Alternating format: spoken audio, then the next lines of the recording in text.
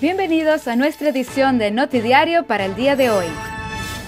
Trabajadores del sector educativo recibieron cartas que deben firmar aprobando que están de acuerdo en que sus salarios sean reducidos en vista que la matrícula del estudiante ha bajado.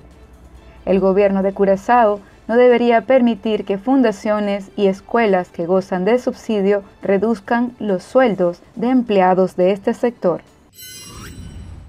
El servicio de admisión o inmigración atraviesa fuertes dificultades en su funcionamiento debido a la falta de personal. Por lo tanto, piden un poco de comprensión y paciencia a los usuarios, ya que han recibido una gran cantidad de solicitud de permisos tanto del sistema regular como del proyecto de integración responsable, sobre todo en los últimos meses.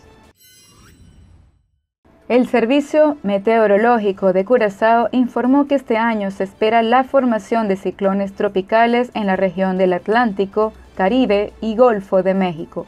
Los efectos de un ciclón tropical son viento fuerte, lluvias torrenciales y fuerte oleaje.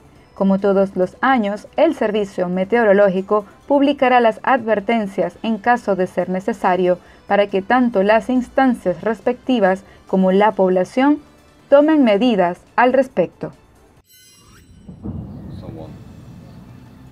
Un periodista francés murió el lunes en Ucrania en un bombardeo ruso cuando cubría una operación de evacuación de civiles cerca de Severodonetsk. Eso anunciaron las autoridades francesas, que pidieron una investigación transparente. Este día está lamentablemente enlutado por esta tragedia. Esta tragedia que es de hecho un crimen porque un convoy de evacuación fue atacado y un periodista que estaba haciendo su trabajo fue asesinado.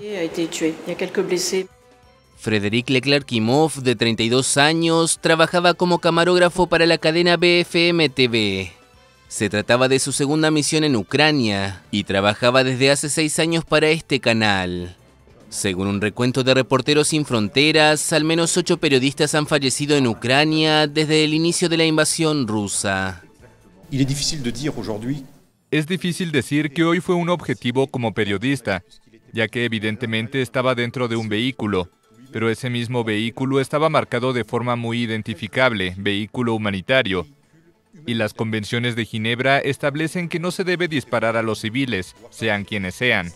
Los periodistas son civiles, esto es un crimen de guerra. Los hechos ocurrieron cerca de Severodonetsk, en el este de Ucrania, donde las fuerzas rusas aumentaron su presión en los últimos días.